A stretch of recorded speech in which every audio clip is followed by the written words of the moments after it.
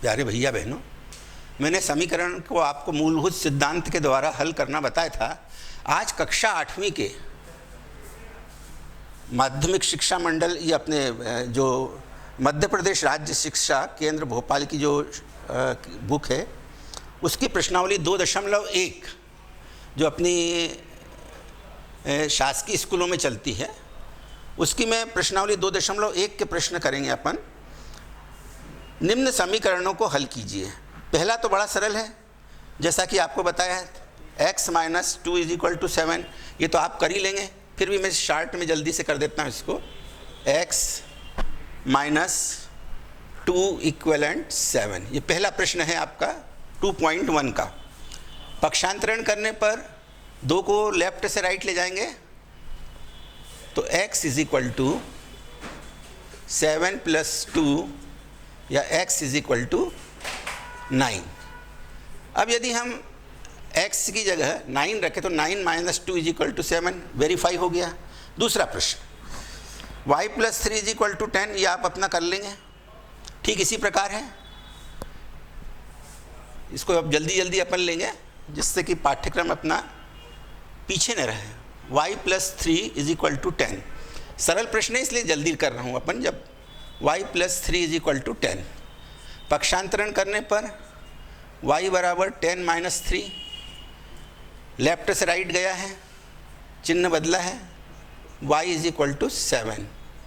जांच करने पे यदि अपन y की जगह 7 रखें तो 7 + 3 10 right hand side. Question number 3, 6 = z + 2।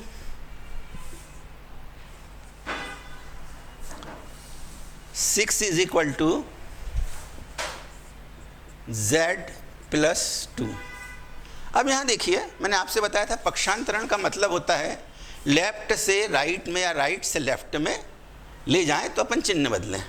और मैंने एक बात और बताई थी कि चर राशियों को अपन सामान्यतः लेफ्ट हैंड साइड रखते हैं, किंतु ये आवश्यक नहीं कि हम हमेशा ही लेफ्ट साइड में। अब यहाँ राइट हैंड साइड में चर राशि z दी हुई है तो हम यदि अंक कोई अंक की जगह ले आएँ तो हम z का मान निकाल सकते हैं। 6 - 2 -2 क्यों किया? क्योंकि ये बराबर के किस ओर है 2 राइट हैंड साइड, अब बराबर के किधर आ गया लेफ्ट हैंड साइड, = z। 1 रुपया बराबर 100 पैसे, इसका मतलब 100 पैसे बराबर 1 रुपया। ये z आपके लिए फिर रख दिया। z = 4।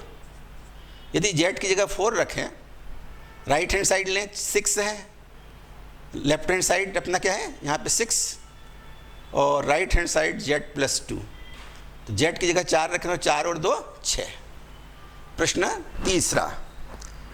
चौथा, अब चौथा थोड़ा समझना है आपको, थोड़ा अलग प्रकार का है, इसको अपन थोड़ा समय दे के करेंगे। क्वेश्चन नंबर 4, यहाँ ध्यान दीजिएगा।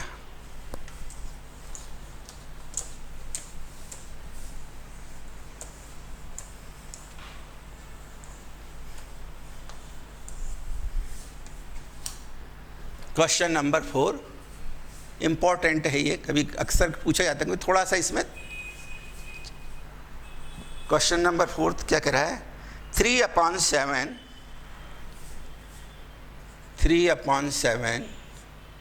Plus x = 17/7। 17/7।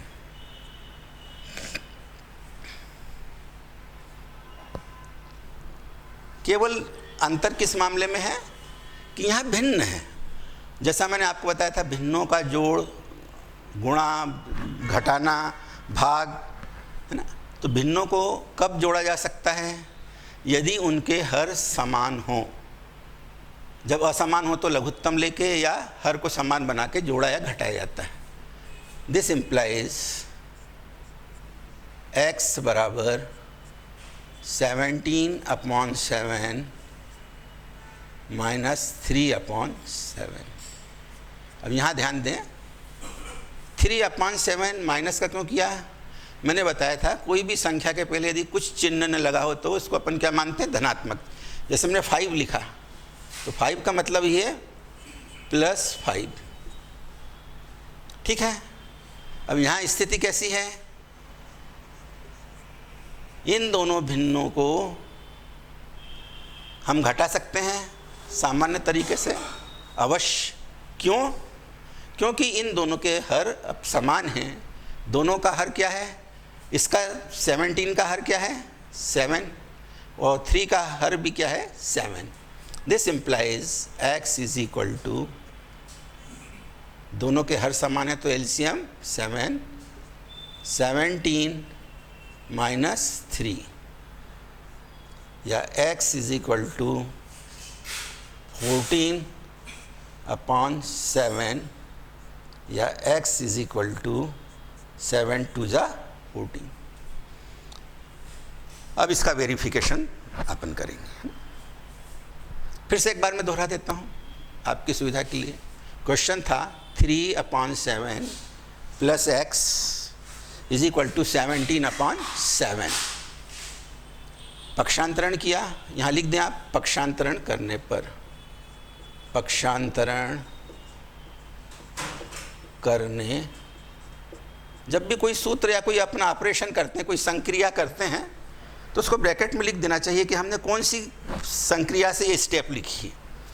ये अच्छा प्रभाव पड़ता है एग्जामिनर पे कि स्टूडेंट को मालूम है कि ऐसा क्यों किया है। न भी लिखें तो चलता है, किंतु लिखने से अपने ही सुविधा रहती है, अपने को मार्किंग करने में एग्जामिनर को अच्छा लगता है कि विद्यार्थी ने विधिवत किया है।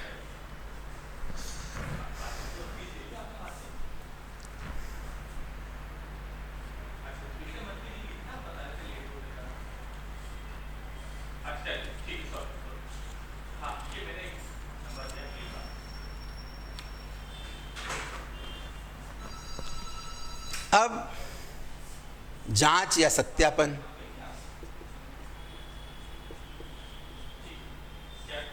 लेफ्ट हैंड साइड बोलिए, लेफ्ट हैंड साइड या वाम पक्ष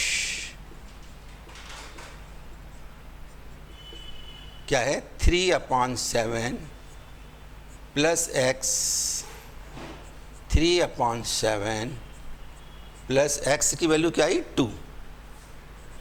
इसका डिनोमिनेटर क्या माना जाएगा, 2 का 1, 7 एलसीएम, 7 1 जा 7। अब देखिए एक तरीका है 1 × 3 प्लस 7 × 2। ये पूरी प्रोसीजर मैंने आपको बता चुके हैं कि जब तक हर समान नहीं होंगे तब तक इनको अपन जोड़ नहीं सकते।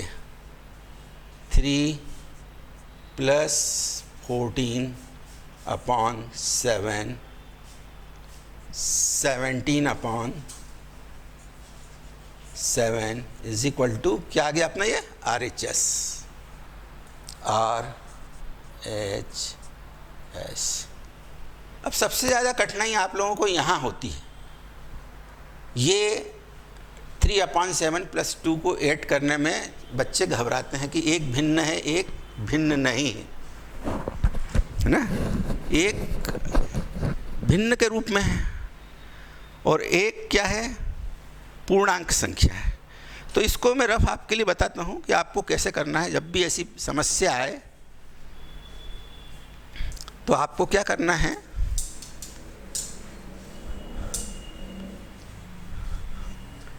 सुविधा के लिए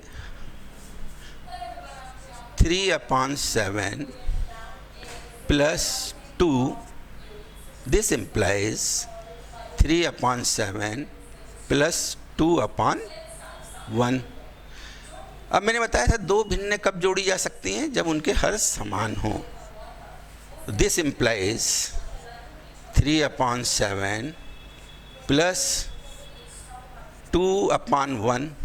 अब इसका हर भी 7 हो जाए तो 7 से गुणा ऊपर किया और 7 से गुणा नीचे कर दिया, तो ये हो गया आपका 3/7 प्लस 14/7। ये स्टेप आ गई 3। अब दोनों के हर समान है तो केवल अंश को जोड़ना है। 3 प्लस 14 होल अपॉन 7।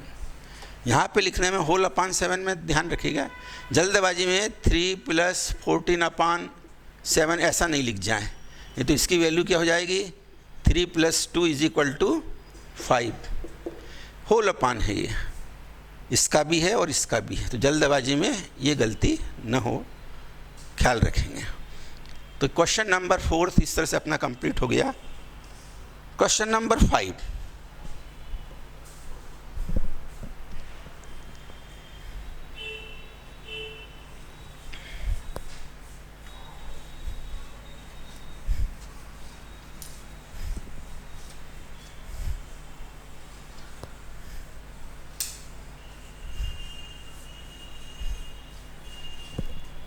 प्रश्नावली आपको लिख दी थी मैंने 2.1।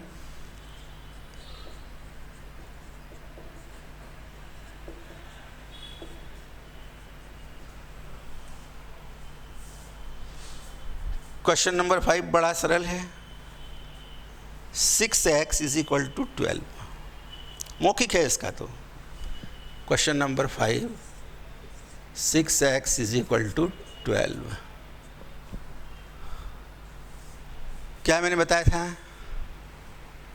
कि जब भी धन हो तो वहाँ ऑपरेशन अपन ऋण का लगाते हैं, है ना।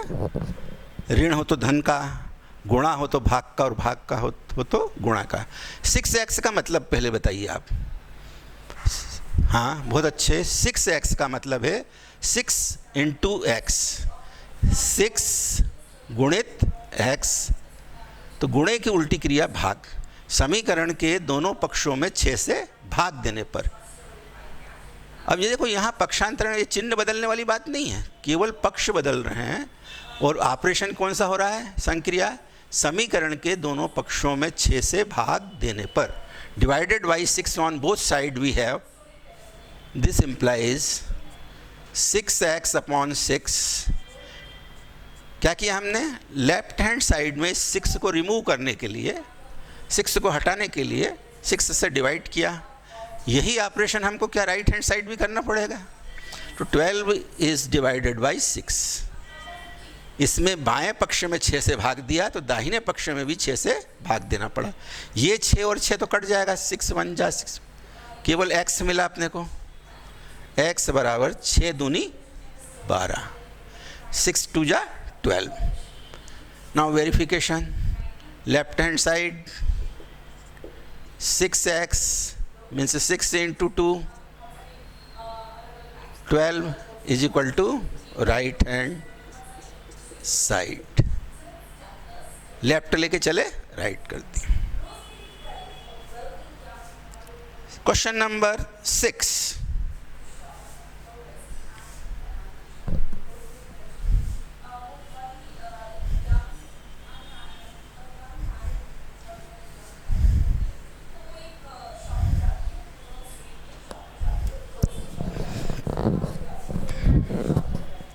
Question number 6, t/5 = 10। इस प्रश्न में अपनी चर राशि जिसका हमें मान निकालना है वो क्या है, t।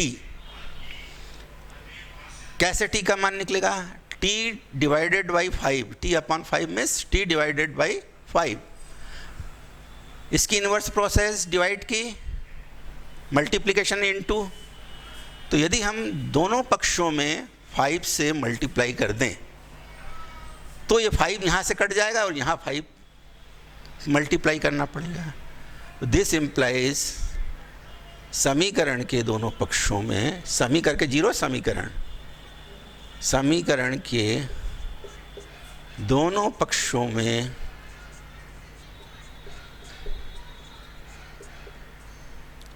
5 से गुणा करने पर, गुणा किससे कर रहे हैं, 5 से, क्योंकि भागित में है। 5 × t/5 = 5 × 10। देखिए लेफ्ट हैंड साइड हमने 5 से मल्टीप्लाई किया है, राइट हैंड साइड भी 5 1 जा 5, दिस इम्प्लाइज, नीचे थोड़ा लिखेंगे t is equal to 15। Verification, left hand side t upon 5, putting the value of t 15 upon 5 is equal to 5 1 जा 5, 0 is equal to right hand side. Question number 6 complete हो गया अपना। Now question number 7,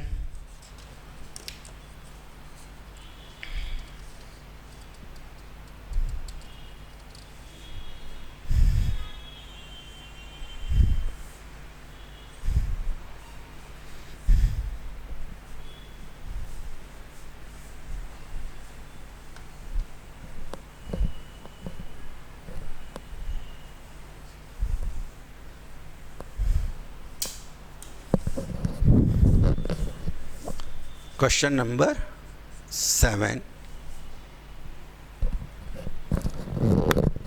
2x upon 3 is equal to 18, 2x upon 3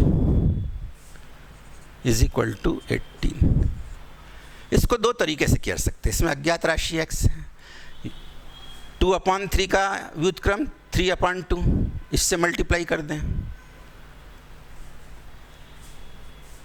दोनों पक्षों में, क्योंकि 2 upon 3 को remove करना है, हटाना है। समीकरण के दोनों पक्षों में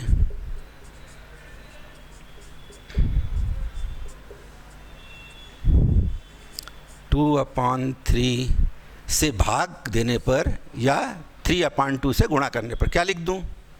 समीकरण के दोनों पक्षों में 2 अपॉन 3 लिख दिया है, तो 2 अपॉन 3 से भाग देने पर यदि आपसे 3 अपॉन 2 लिखा जाता तो आप लिख देते गुणा करने पर, कोई हर्ज नहीं। या मैं लिख देता हूँ आपकी सुविधा के लिए, या समीकरण के दोनों आप स्टेप लिख सकते हैं। समीकरण के दोनों पक्षों में 3/2 से गुणा करने पर, चूँकि मेरे से पहले 2 अपॉन 3 लिखा गया था तो मेरे को ऑपरेशन कौन सा बोलना पड़ा? भाग देने पर। और यदि गुणे का ऑपरेशन करना है तो 3 अपॉन 2 कर दिया। तो this implies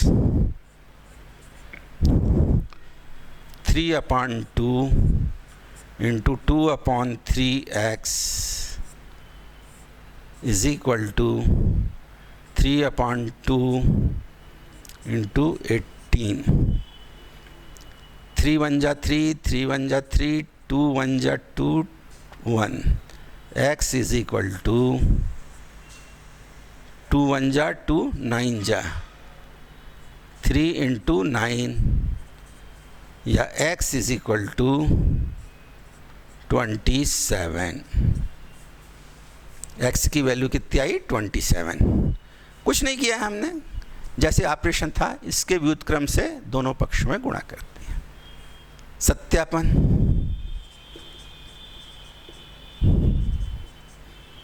left hand side आपकी क्या है? 2x upon 3 means 2 into x की वैल्यू कितनी आई? 27। कोई चिन्ह नहीं, गुणे का चिन्ह, अपॉन 3, 3 1 जा 3, 3 9 जा 27, 2 into 9 is equal to 18 is equal to RH S, दक्षिण पक्ष। क्वेश्चन नंबर 7 इस तरह से कंप्लीट हुआ। क्वेश्चन नंबर 8 डेसिमल का है थोड़ा, और डेसिमल में मैं कहा था आपको कि डेसिमल में घबराने की कोई ज़रूरत नहीं। सामान्य संख्या मानिए, गुणा कीजिए, फिर दशमलव बाद में पुट कीजिए।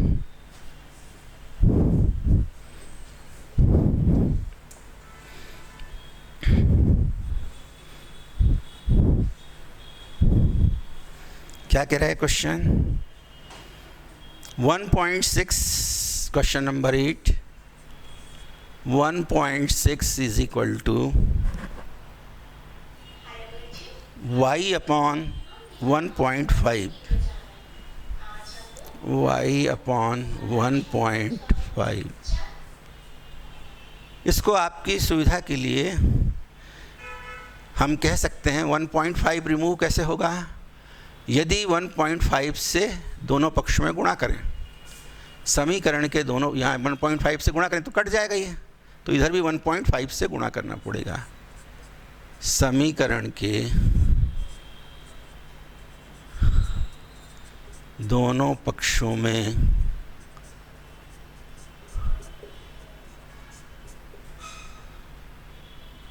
1.5 से गुणा करने पर 1.6 गुणित 1.5 y अपॉन 1.5 इंटू 1.5। अब मैंने बताया था आपको कि सामान्य पहले संख्या मान लीजिए। ये दशमलव नहीं होता तो ये क्या संख्या बनती? 1.6 क्या बनता? 16। दशमलव नहीं है। 1.5 दशमलव नहीं कंसीडर करें तो ये क्या बनता? 15।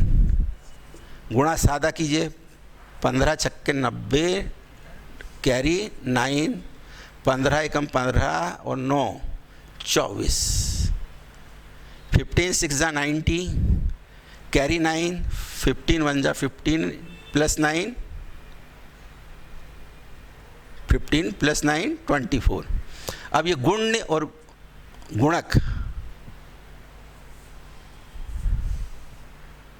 इसमें दशमलव के बाद एक अंक है, इसमें भी दशमलव के बाद एक अंक है। इकाई की ओर से 2 अंक छोड़कर दशमलव लगेगा, 1 और 2, 2.40, 2.40 और ये 1.5 से 1.5 कैंसिल हो गया 1 बार, बराबर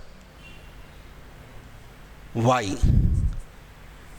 1 रुपये बराबर 100 पैसे, तो 100 पैसे बराबर 1 रुपया, तो y बराबर 2.40।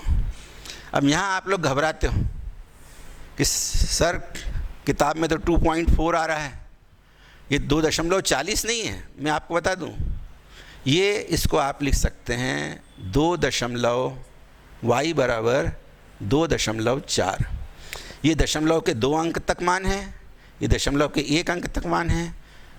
2.4, 2.40, 2.400, ये सभी की वैल्यूज़ बराबर हैं जब तक कि कोई इसमें यूनिट नहीं दी हो। किलोग्राम, ग्राम, सेकंड, मिनट, किलोमीटर, जब कोई यूनिट होती है तब मान अलग हो जाता है, और वहाँ भी कितने अंक तक मान निकालना है ये हमें सोचना पड़ता है। जैसे किलोग्राम और ग्राम का सवाल है तो वहाँ दशमलव के 3 अंक तक मान प्रभावित होता है। जैसे 5 किलो 280 ग्राम, 5 किलो 128 ग्राम, इत्यादि इत्यादि। जहाँ अपना रुपये पैसे में उत्तर होता है वहाँ 2 अंक तक मान अपना निकालना सार्थक होता है। सिग्निफिकेशन जो वैल्यू होती है वो 2 अंक तक। 5 रुपये 30 पैसे, वहाँ 5.3 पैसे को, 5 रुपये 3 पैसे को क्या लिखेंगे आप? 5.03। ये रुपये, इस रुपये का मतलब क्या है? 5 रुपये 3 पैसे, और 5.30, ऐसा 5.3 नहीं लिखेंगे, 5.03, दशमलव के 2 अंक तक मान। तो ये अपने को ध्यान देना है जब यूनिट हो, अदरवाइज कोई अपने को इससे चिंता करने की आवश्यकता नहीं। तो y की वैल्यू कितनी आई? 2.4। अब जांच करते हैं।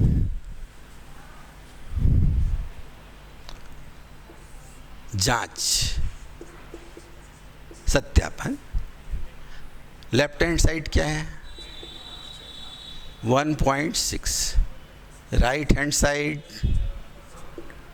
y upon 1.5। Put the value of y 2.4,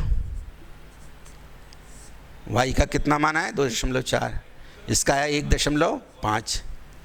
दोनों में यदि 10 से गुणा करें तो हम दशमलव हटा सकते हैं, ये हो जाएगा 24/15, और 24/15 का मतलब होता है 24/15, 15 एकम 15, बचा 9, दशमलव लगा के 0 उतारा, 15 छक्के 90, 1.6 से लेके चले थे। लेफ्ट हैंड साइड क्या है और राइट हैंड साइड की वैल्यू भी कितनी आई 1.6। तो जो हमने प्रश्न किया है वो सही, जो प्रश्न हमारा है वो सही है। फिर से इसको एक बार देखें। अब कई बार स्टूडेंट को अलग अलग पढ़ाने वाले शिक्षक होते हैं, अलग अलग घर में पढ़ाने वाले पेरेंट्स होते हैं, वो इस तरह से भी बताते हैं, तो उसमें भी वो भी गलत नहीं। देखिए गणित में आप जितनी तरह से मेथड से करते हैं, वास्तव में फंडामेंटल रूल तो वो 4 ही हैं। अब वो कहते हैं क्रॉस मल्टीप्लिकेशन हमने किया साहब। अब ये क्रॉस मल्टीप्लिकेशन को थोड़ा आप समझ लें। जैसे 1.6, कई टीचर ऐसा भी बताते हैं, वो भी अपनी जगह सही है। 1.6 = y/1.5। अब किसी टीचर ने कहा भाई ऐसा क्रॉस मल्टीप्लिकेशन ऐसा गुणा कर लो, ऐसा क्यों गुणा कर लेते हैं? देखिए इस बात को आज समझा देता हूँ, क्रॉस मल्टीप्लिकेशन क्यों एप्लीकेबल हो जाता है।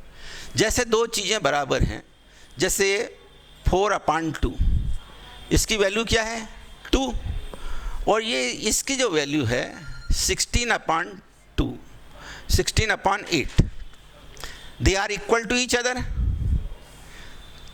4/2 का मूल्य कितना है 2 के बराबर, 4/2 is equal to 2 and 16/8 is also 2, they are same। तो जहाँ बराबरी हो, जहाँ समता हो या बराबरी हो, वहाँ अपन इस तरह से गुणा क्रॉस मल्टीप्लिकेशन कर सकते हैं। 4 × 8, इसका गुणा इधर इज इक्वल टू 16 × 2, तो 8 चौक 32, 16 दूनी 32, दोनों का मान बराबर आया।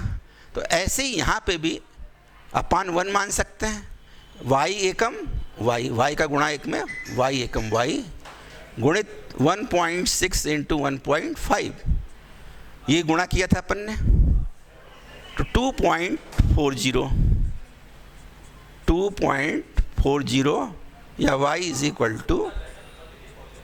2.4। तो इस तरह से भी आप कर सकते हैं by cross multiplication.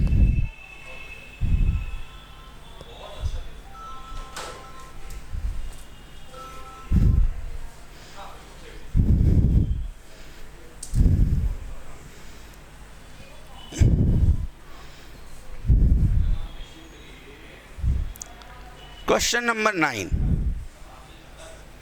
7x - 9 = 16।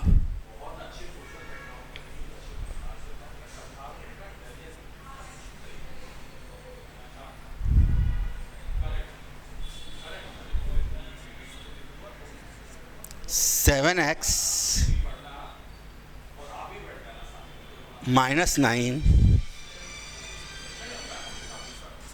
is equal to 16. This implies 7x 16 + 9, 9 का पक्षांतरण करने पर 7x = 25 या x = 25/7। अब कभी कभी टीचर 25/7 को ऐसा भी न लिखते हुए ऐसा भी लिखता है 25/7, दोनों का मतलब एक है ना। चलिए इसको समझा देता हूँ।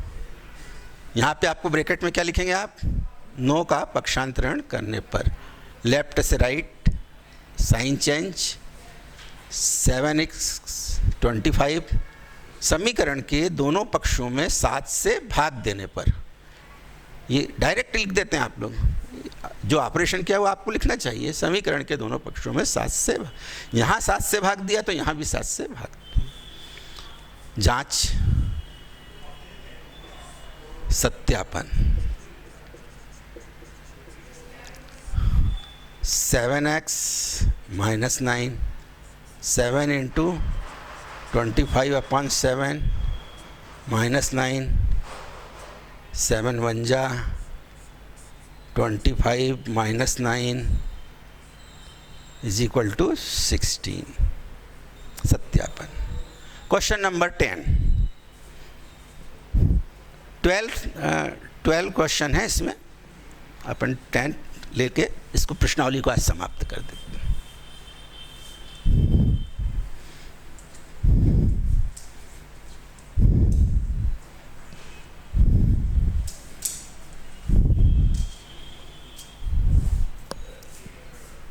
Ten 14y - 8 = 13। सब एक जैसे ये क्वेश्चन, कोई इसमें आपको दिक्कत नहीं आएगी। 14y, एक ध्यान रखना है, कई बार कई स्टूडेंट 4 और y एक जैसा बनाते हैं, तो कोई 44 समझेगा, कोई समझेगा 4y नहीं समझते हुए 44 समझ लेगा। तो 4 और y में थोड़ा डिफरेंस रखें, है ना, लिखने में। 14y - 8 = 13। यहाँ ध्यान बहुत सबसे ज़्यादा गलती आप लोगों की लिखने में होती है, राइटिंग में। वो जो समझ में नहीं आया तो टीचर काट देता आपका प्रश्न। 14y 13 + 8 y 14y 21 20, over writing नहीं, 21। यदि ऐसा हो जाता तो आप काट के अलग लिखिए, उसी को अक्षर के ऊपर पेंसिल मत चलाइए। y = 21/14 काटने पर, अब देखो ये स्टैंडर्ड फॉर्म नहीं, अभी कट रहा है इसमें, दोनों अंश और हर में 7 से आप डिवाइड करें। 7 × 21, 7 दूनी 14, 3/2।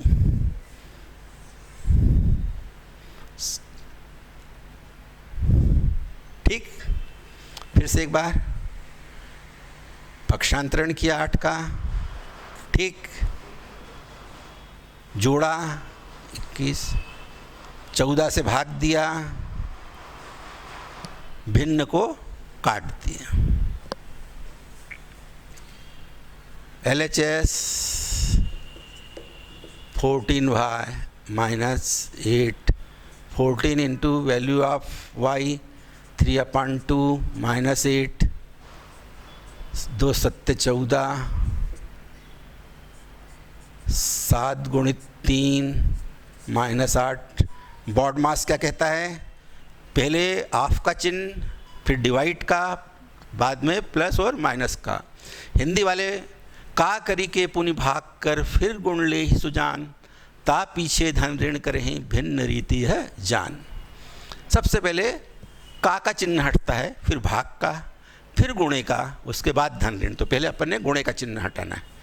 7 × 21 - 8, 8 7 11,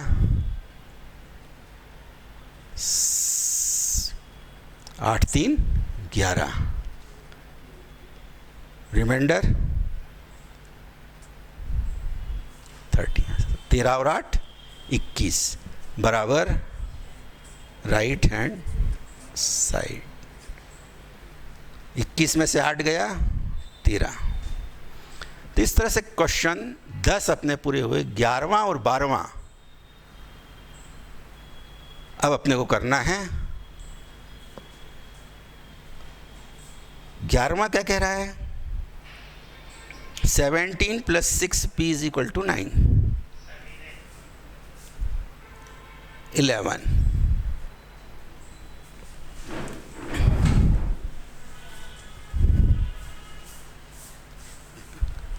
हो जाएगा 11वां 12वां। 2 प्रश्न अभी थोड़े बड़े हैं। 11वां प्रश्न है अपना 17 + 6p 17 + 6p = 9. This implies 6p = 9 - 17 या 6p = अब 9 में से 17 नहीं जाता, हमने बताया था उल्टा घटाएंगे, ऋण का चिन्ह देंगे। ये 17 में से 9 गए, 9 से 9 8 17 -8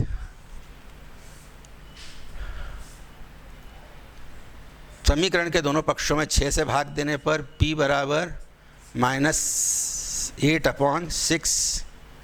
यहाँ पे ध्यान देना, यहाँ चिन्ह नहीं बदलेगा है, ये तो आपको तो पक्षांतर में तो चिन्ह बदलें। ये ऑपरेशन है समीकरण के दोनों पक्षों में 6 से भाग देने वाला, यहाँ चिन्ह नहीं बदलना है, यहाँ गलती होती है आप लोगों की। p = माइनस किससे काटें, 2 से। p बराबर 2 चौक 8 2 तिहाई 6, 2 से काटा, 2 से भाग अंश में भी दिया और 2 से हर में भी, 2 चौक 8 2 तिहाई 6। Verification LHS 17 + 6p 17 + 6p 17 + 6 × p की वैल्यू, ये ऋणात्मक मान को कोष्टक में लिखा जाता है, इससे कंफ्यूज नहीं हो आप। 17 + 3 2 धन और ऋण का गुणा, ऋण 8, 17 में से 8 गया, इसको लिख सकते हैं, ब्रैकेट हटाएंगे तो 17 में से 8 गया 9। ये अपना जांच हो गई। अब लास्ट क्वेश्चन 12वां, x/3 + 1 = 7/15।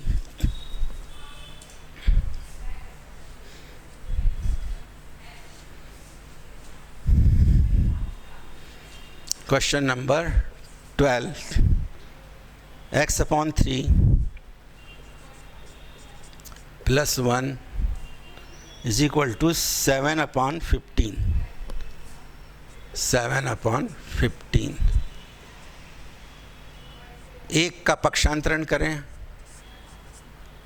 x/3 बराबर 7/15 -1, x/3 15 7 - 15। क्या किया, 1 का पक्षांतरण करा।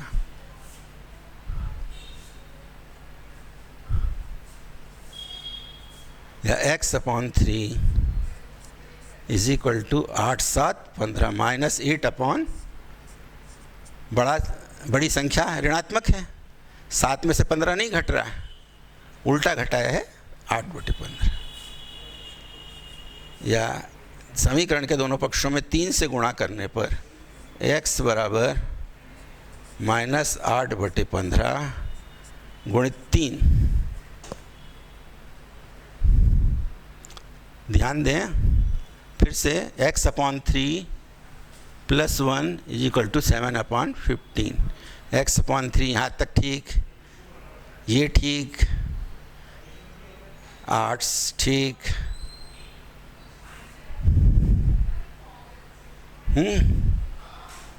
तो x 3 से गुणा किया, यहाँ पे लिखना पड़ेगा आपको, समीकरण के दोनों पक्षों में 3 से गुणा करने पर x बराबर 3 5 15 -8/5 -8/5। अब जांच करते हैं, यदि गलत होगा तो अपना उत्तर जांच में नहीं आएगा। लेफ्ट हैंड साइड क्या है, x/3 + 1, x की वैल्यू कितनी आई, -8/5, भागित, बटे का मतलब भागित, भागित 3 + 1, भागित का चिन्ह गुणे में बदला, -8/5 गुणित 1/3 धन 1। -8/15 धन 1 लघुत्तम लिया 15 -8 प्लस 15 बड़ा धन का है, 15 में से 8 गया 7/15। जांच हो गई। ये सत्यापन लेके क्या चले थे, लेफ्ट हैंड साइड आ गई राइट हैंड साइड। तो जो प्रश्न हमने किया है वो सही है। तो इस तरह से अपनी ये प्रश्नावली 2.1 पूरी संपूर्ण हुई, जिसमें अपने 12 सवाल थे। पूरे 12 सवाल अपन ने ये एक एक करके हल किए। बड़े सरल थे। केवल अपने को जो 4 मूलभूत सिद्धांत थे उनको दिमाग में बैठा लेना है, क्योंकि हर जगह ये काम आने वाले हैं। आप जब फिजिक्स पढ़ेंगे, कोई भी डेरिवेशन पढ़ेंगे, वहाँ भी आपको हर स्टेप में इनका उपयोग करना पड़ता है। जब भी कोई भी यहाँ इक्वेशन बनता है तो इस इक्वेशन को कैसे सॉल्व करें, तो ये 4 नियम आपके बड़े महत्वपूर्ण होते हैं। क्योंकि कई बार आप लोग घबराते हैं कि 3 से भाग दिया, 2 से भाग दिया, ऊपर आएगा नीचे आएगा, ये थोड़ा डर इसका मिटा लें। जैसे एक मैं लिखता हूँ x 5x = 1, तो कई बार स्टूडेंट x = 5 लिख जाता है। अब इसमें ऑपरेशन क्या हुआ, एक्चुअली दोनों पक्षों में 5 से भाग दिया। ये 5 से तो इधर भी 1/5 आएगा। उसको लगता है 1/5 कैसे है, 5, तो वो घबराता है। यहाँ घबराहट आपकी दूर हो जाएगी यदि इन चारों को आप ध्यानपूर्वक समझेंगे।